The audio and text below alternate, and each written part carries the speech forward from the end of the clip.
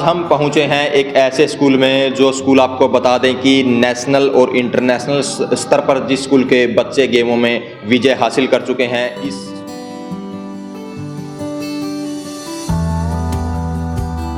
और एथलेटिक में पिछले 3 सालों से कैथल डिस्ट्रिक्ट के अंदर जो स्टेट और नेशनल खेलने वाले बच्चे हैं वो अधिकतर एमटीएम स्कूल के ही बच्चे हैं। तो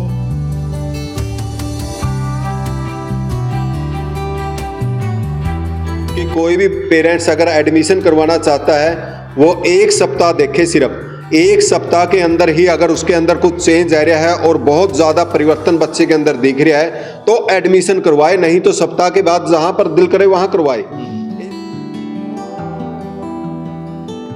नमस्कार, आज हम पहुंचे हैं एक ऐसे स्कूल में जो स्कूल आपको बता दें कि नेशनल और इंटरनेशनल स्तर पर जिस स्कूल के बच्चे गेमों में विजय हासिल कर चुके हैं, इस स्कूल का नाम रोशन कर चुके हैं। इस स्कूल के साथ साथ इस जिले का और आसपास के गांव गुहांड का भी नाम रोशन कर चुके हैं। उसके साथ ही अगर मैं बात करूं पढ़ाई की तो पढ़ाई भी यहाँ अव्वल दर्जे की है और सर्वांगीण विकास पर जिस तरह से बच्चों का ध्यान दिया जाता है उस स्कूल में ये स्कूल कहीं ना कहीं अपने आप में एक पहचान बनाए हुए हैं। जी हाँ, हम पहुँचे हैं कैथल जिले के एमटीएम स्कूल हरसोला में, जहां आपको बता दें कि सुबह से शाम तक बच्चों का सर्वांगीण विकास पर विशेष ध्यान दिया जाता है। और एक्टिविटी भी आप देखिए कि किस तरह से बच्चों की जो शुरुआत करवाई जाती है वो गायत्री मंत्र से शुरुआत करवाई जाती है। उसके बाद किस तरह से खेल और पढ़ाई यहाँ अव्वल दर्जे की करवाई जाती है। तो मेरे साथ जो डायरेक्टर हैं राजेंद्र ढूल जी वो मौजूद हैं, उनसे जानेंगे कि स्कूल की क्या कुछ खासियत है और किस तरह से स्कूल ने मुकाम हासिल किया है। तो आइए बातचीत कर लेते हैं। नमस्कार सर। नमस्कार सर, कैसे हो? बढ़िया सर। जी सर। जी सर, बताइए जिस तरह से आपके स्कूल का नाम है खेलों में, पढ़ाई में, तो क्या कुछ से पहचान है और किस तरह से आप ये जो लेवल है मेंटेन रखते हैं?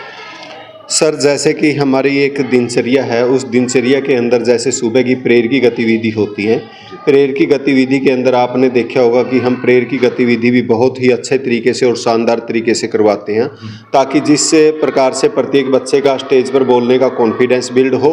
हम प्रत्येक बच्चे को, जैसे न्यूज़ है, न्यूज़ बच्चे ही बोलते हैं, थॉट है और जीके के क्वेश्चन हैं, मतलब हर बच्चे का हमारा एक रूटीन रहता है। 4 वर्ग के अंदर स्कूल को बांटा हुआ होता है, 1 सप्ताह 1 वर्ग को देते हैं।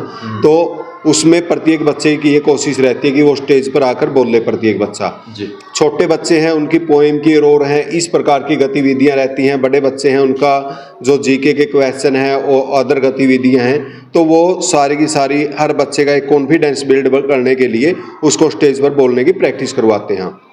उसके साथ साथ ही जैसे हमारी प्रेयर की गतिविधि होती है, प्रेयर के अंदर हमारी योगा की है, एक्सरसाइज की हैं, तो इस प्रकार की जो गतिविधियां हैं ये हमारी दिनचर्या के अंदर हैं।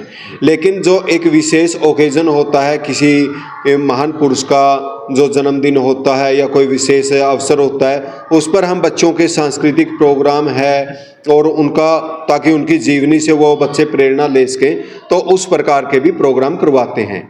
इसी प्रकार से जैसे कि आपने अभी मतलब हमारे गेमों की गतिविधि है, उसमें आप जब बच्चे मेडल लेकर आते हैं और तो उसमें आप भी हमारा हौसला बढ़ाने के लिए आते हो, तो उसके लिए भी हमारा एक शेड्यूल बना हुआ है, प्रत्येक प्रोटोकॉल बना हुआ है। उस प्रोटोकॉल के तहत हम जो सुबह प्रेयर की गतिविधि होती है, जो पढ़ने वाले बच्चे होते हैं उनको हम वो गतिविधि करवाते हैं। बाकी जो हमारे बच्चे होते हैं, गेम वाले बच्चे होते हैं, हमारा जो ग्राउंड है वो बिल्कुल सेपरेट है और वहाँ पर हम उनको अच्छे तरीके से गेम की तैयारी करवाते हैं। और एथलेटिक के हमारे विशेष गेम हैं, तो जब तक प्रेयर की गतिविधि होती है उस समय तक हम उन बच्चों को पूरी तरह से तराशते हैं। और एथलेटिक के हमारे ज़्यादातर गेम हैं, एथलेटिक पर हमारा फोकस है। और एथलेटिक में पिछले 3 सालों से कैथल डिस्ट्रिक्ट के अंदर जो स्टेट और नेशनल खेलने वाले बच्चे हैं वो अधिकतर एमटीएम स्कूल के ही बच्चे हैं। तो ये गतिविधियां हमारे स्कूल की जो गेम की रहती हैं, तो उसके बाद जैसे ही प्रेयर समाप्त होती हैं उस साइड से गेम भी उसी समय हम वो करवा देते हैं। लगभग ये 1 घंटे के आसपास का, पौने घंटे, 40 मिनट और 50 मिनट का ये गतिविधि होती है सुबह सुबह की। मतलब पूरा शेड्यूल बना रखा है आप लोगों ने? पूरा शेड्यूल बना रखा है। तो उसी समय वो ग्राउंड वाले बच्चे भी आते हैं। दिन में कोई ग्राउंड वाला बच्चा ग्राउंड में अलाउड नहीं होता, तो जब स्पेशल गेम चले होते हैं उन दिनों को छोड़कर, तो उसके बाद हमारे जो सभी हैं क्लासरूम में आ जाते हैं। और क्लासरूम के अंदर भी जब हम गतिविधि करवाते हैं वो भी बच्चे को एक प्रैक्टिकल लेवल पर करवाने की कोशिश की जाती है। जैसे छोटे बच्चे हैं उनको टॉयज के माध्यम से, उनको गाड़ियों के माध्यम से है, और जैसे कुछ डम्मी है, उन डम्मियों के माध्यम से मतलब बच्चों को दिखाया जाता है। तो नर्सरी क्लास से ही हम इस चीज़ को मतलब बिल्ड करना शुरू कर देते हैं कि भाई नर्सरी क्लास का बच्चा ही पूरी परिपक्वता के साथ उन चीज़ों को सीखे। जैसे स्लाइड है, आपने देखा होगा कि हमारे बच्चे हैं जो हैंगिंग है वो लगा हुआ है, उस पर लटक कर छोटे छोटे बच्चे हैं, सेकंड थर्ड क्लास के बच्चे भी वो आराम से कर जाते हैं। क्यों? क्योंकि वो बचपन से ही इस चीज़ को करते हैं, देखते हैं। अभी सोनीपत के अंदर 14-15 दिसंबर को हरियाणा एथलेटिक मीट हुई थी और वो जूनियर एथलेटिक मीट थी और उस जूनियर एथलेटिक मीट के अंदर पूरे हरियाणा से एक ही स्कूल के 17 बच्चे मेडल लेकर आए थे। और उसका यही कारण रहा है कि 17 बच्चे मेडल लेकर आए हैं। एक ही स्कूल जो था कि सबसे ज़्यादा एमटीएम के बच्चे थे, वो कारण यही था कि हम छोटे बच्चों से ही ये गतिविधि करवानी शुरू कर देते हैं। तो इसी वजह से वो छोटे बच्चों को जब ये गतिविधियाँ करवा रहे हैं तो वो उनके एक नेचुरल चीज़ बन जाती है, हैबिट बन जाती है। उनको ये लगता ही नहीं कि किसी प्रकार का बर्डन है। खेल खेल में सिखाते हैं, खेल खेल में ही सिखाते हैं। हमारा गेम भी है, गेम को भी इंजॉय लेकर करते हैं बच्चे, और जो स्टडी का वो भी इंजॉय लेकर ही करते हैं। स्टडी का भी मेथड हमारा इसी प्रकार से है जो प्रैक्टिकल तरीके से हम करवाते हैं। स्टडी को लेकर बताइए कि किस तरह से स्टडी में आप अव्वल दर्जे की स्टडी करवाते हैं बच्चों को? स्टडी को भी हम इसी प्रकार से करवाते हैं। पहले तो हम जो चैप्टर है वो चैप्टर क्लासरूम के अंदर करवाते हैं, वो पुस्तकों के अंदर दिया जाता है, पुस्तक पढ़ाते हैं। पुस्तक पढ़ाने के बाद तो वो चैप्टर जिस भी विषय से जुड़ा हुआ है, जैसे प्रकृति से जुड़ा हुआ है, पेड़ पौधे से जुड़ा हुआ है, पार्क के अंदर है या भी कहीं पर और किसी प्रकार का वहाँ पर बच्चों को विजिट करवानी है, हम वो विजिट करवाते हैं, वो चीज़ उसको प्रैक्टिकल दिखाते हैं। उसके बाद हमारी स्मार्ट क्लासेस लगी हुई हैं, कुछ के अंदर LCD लगी हुई हैं, और LCD के में हम उन बच्चों को वो जो लेसन से संबंधित मूवी है वो मूवी दिखाते हैं ताकि वो उनके दिमाग के अंदर वो बैठ जाए। और इसी प्रकार से साइंस लैब है, कंप्यूटर लैब है, जो स्मार्ट क्लास है या लाइब्रेरी है, तो वहाँ पर भी हम बच्चों को मतलब अच्छे तरीके से इस प्रकार का इन्वायरमेंट करते हैं। जैसे हमने अभी बोला कि हम नर्सरी क्लास वाले बच्चों को विशेष वो सुविधा देते हैं भाई खेलने की, कूदने की है, भाई वो इंजॉय में ये चीज़ें सीखें। नर्सरी क्लास में तो हम इस चीज़ को तैयार करते हैं, लेकिन मेन फोकस होता है जब +2 करके बच्चा जा रहा है वो अपने फील्ड में कामयाब होना चाहिए, तो उन बच्चों को ही विशेष परवरिश की और विशेष गाइडलाइन की ज़रूरत होती है। क्योंकि +2 करने के बाद अधिकतर को ये नहीं पता होता कि हम किस फील्ड में जाएं, क्या करें क्या नहीं करें। हम उसके लिए भी +1 और +2 के जो बच्चे हैं उनको विशेष जितना हमारा भाई स्कूल के अंदर हम तैयारी करवा सकते हैं कि उनको जैसे कंपटीशन एग्ज़ाम की तैयारी है, भाई काउंसलिंग भी देते हैं कि भाई इसके बाद आपने किस लाइन में जाना चाहिए, वो डायरेक्शन भी बच्चे को बतलाते हैं। और इसका हमें बेनिफिट भी मिलता है, हमारे बच्चे मतलब अलग अलग फील्डों के अंदर कामयाब हो रहे हैं और वो सही डायरेक्शन करते हैं। क्योंकि बच्चे के अंदर योग्यता तो होती है, उनको डायरेक्शन नहीं पता होता किस डायरेक्शन में जाना है। हम वो डायरेक्शन भी मतलब बच्चे को देते हैं। अभी पिछली बार की ही बात है, जैसे +2 क्लास हमारी थी, उसमें 45 बच्चे थे हमारे, और उन 45 बच्चों में से 4 बच्चों के मैथ के अंदर 100 में से 100 नंबर आए हैं। और 2 बच्चे थे जो मेडिकल के थे, एडिशनल में मैथ लिए हुए थे, उन 2 बच्चों के 98 नंबर आए हैं और बाकी टोटली कक्षा के 99 अंक हैं कि मैथ के अंदर। और जो हमारा नॉन मेडिकल का बच्चा रहा है, नॉन मेडिकल का बच्चा भी 86% के साथ लोअर रहा है। 86% सबसे नीचे नंबर थे, इससे ऊपर ही नंबर थे जो नॉन मेडिकल के बच्चे हैं उनके भी। और हमारी एक लड़की थी, जैसे पिछली साल ही पास करी थी कि वो एयर होस्टेस लगी है। एक लड़का था हमारा, वो नायब सूबेदार लगा है। तो ये बच्चे गेमों के अंदर भी रहे हैं, गेमों के अंदर भी ये मतलब बड़ी अच्छी पोजीशन पर मतलब इन्होंने हासिल की है स्टेट और नेशनल के अंदर। तो ये चीज़ें मतलब जब हम बच्चे को एक रूटीन वर्क दे रहे हैं और उसका एक शेड्यूल बना रहे हैं, उस शेड्यूल के अकॉर्डिंग ही वो आगे बढ़ जाते हैं। जी।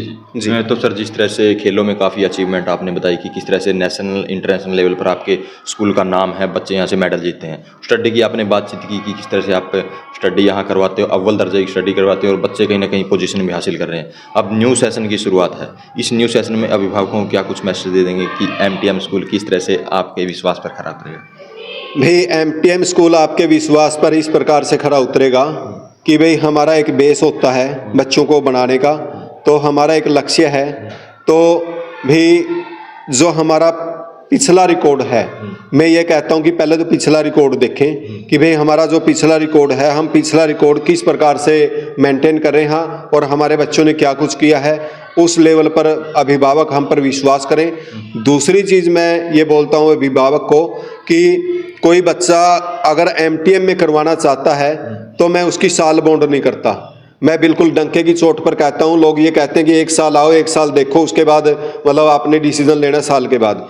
मैं ये कहता हूँ कि कोई भी पेरेंट्स अगर एडमिशन करवाना चाहता है वो 1 सप्ताह देखे, सिर्फ 1 सप्ताह के अंदर ही अगर उसके अंदर कुछ चेंज आ रहा है और बहुत ज़्यादा परिवर्तन बच्चे के अंदर दिख रहा है तो एडमिशन करवाए, नहीं तो सप्ताह के बाद जहाँ पर दिल करे वहाँ करवाए।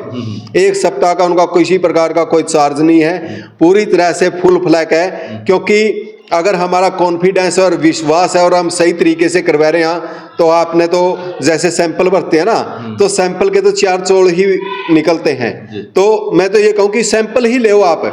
1 सप्ताह का आपका किसी भी प्रकार का कोई चार्ज नहीं है और किसी भी प्रकार की 1 सप्ताह आप स्कूल में आए, अपने बच्चे को भेजें, स्कूल का एनवायरनमेंट देखें, बेहतर लगता है एडमिशन करवाएं, बेहतर नहीं लगता ना करवाएं।